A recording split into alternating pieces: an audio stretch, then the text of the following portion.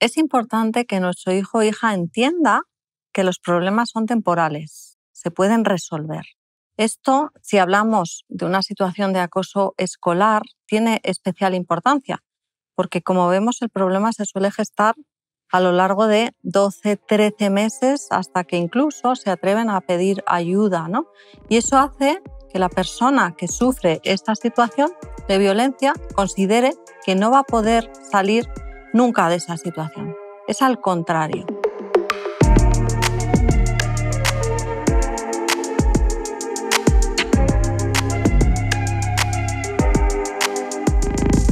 Cuando un niño, una niña, un adolescente decide contactar, ¿no?, con la Fundación ANAR, con las líneas de ayuda, normalmente pues, suele tener mucho miedo, está nervioso, ha sufrido acoso, lleva sufriendo acoso escolar normalmente durante bastante tiempo, pero decide pedir ayuda.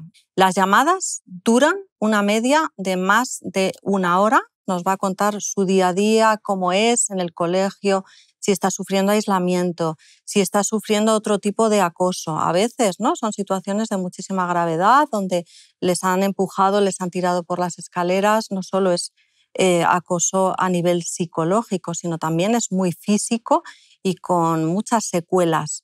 Y el menor de edad no se atreve a hablar. Y porque a veces teme que sus padres incluso sobrereaccionen en el centro escolar a la hora de ir a pedir, ¿no?, responsabilidades, porque tiene miedo de las represalias, además, que eso pueda tener dentro del centro escolar. Debemos tener presente que la tecnología ha venido para quedarse. Nosotros, además, como padres, madres, debemos entender previamente cuáles son los riesgos, porque pensamos que están en la habitación de al lado, están seguros, están en casa y no les va a pasar nada.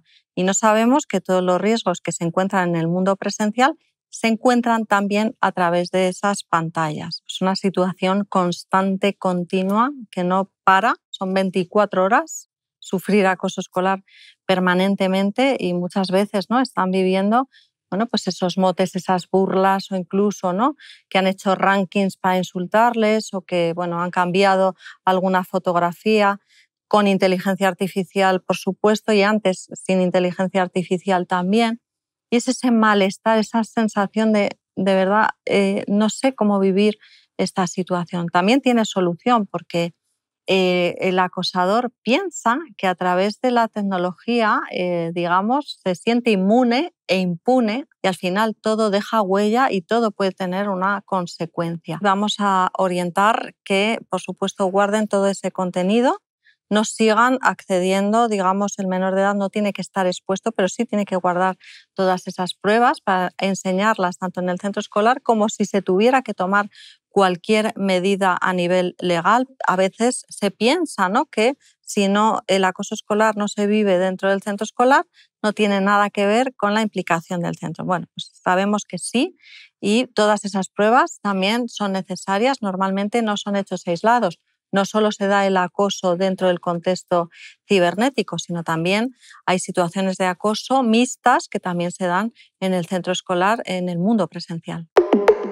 El entorno escolar y el acoso escolar puede provocar mucho sufrimiento en nuestros menores de edad y hay que saber cómo atajarlo. De hecho, la Fundación ANAR recientemente ha publicado un estudio de conducta suicida y salud mental en infancia y adolescencia.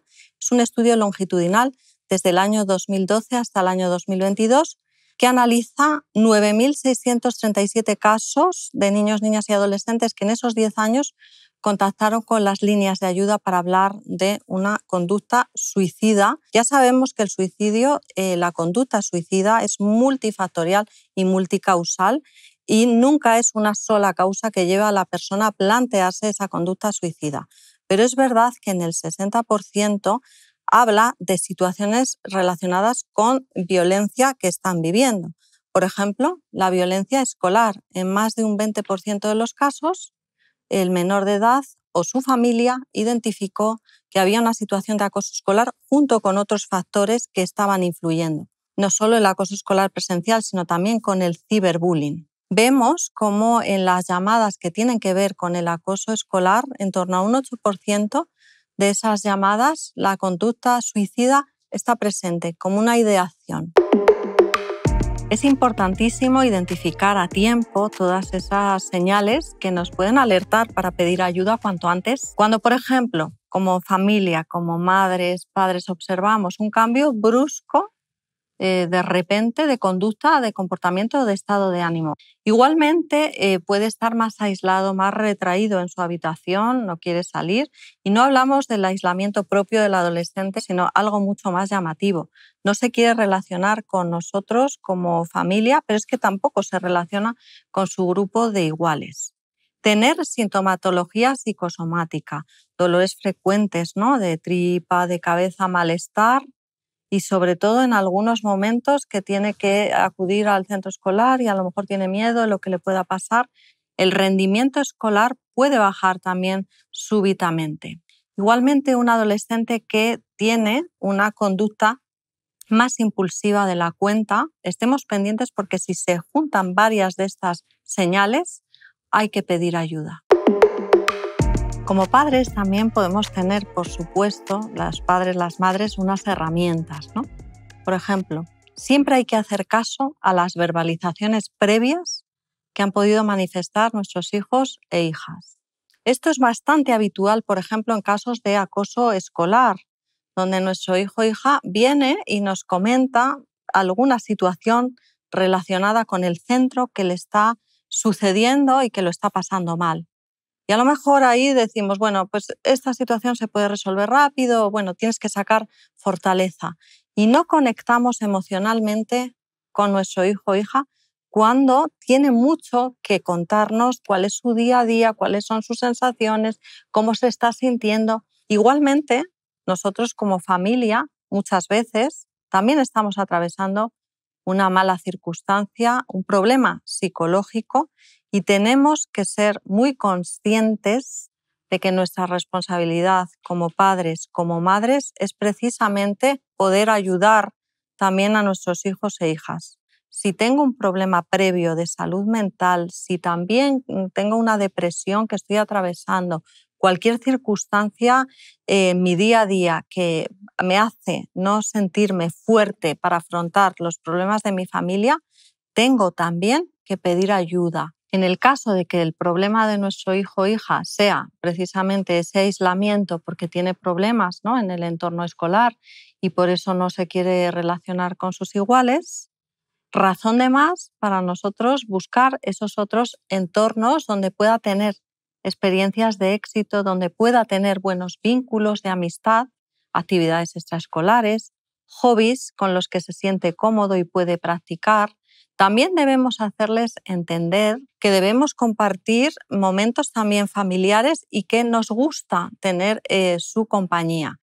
Por eso, la comunicación diaria es necesaria, lo mejor y lo peor del día. Es mucho más fácil si yo soy capaz, como padre o madre, expresar un problema que he tenido, por ejemplo, un problema cotidiano en el trabajo con un compañero, con una compañera, bueno, pues le será muchísimo más fácil sentir que puede hablar si tiene un problema con un compañero, con una compañera, incluso si está sufriendo una situación de violencia en el contexto escolar que le tiene muy preocupado, ¿no?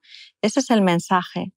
Todas las personas tenemos problemas en un momento dado y los problemas van a seguir existiendo. Lo importante y lo que hace la diferencia es cómo lo resolvemos. Y la vía del diálogo, de la comunicación tranquila, en casa, serena, donde nosotros somos ejemplo además de cómo se puede hablar de los problemas, pues va a ser muy útil a la hora de que nuestros hijos e hijas repliquen ese modelo de referencia.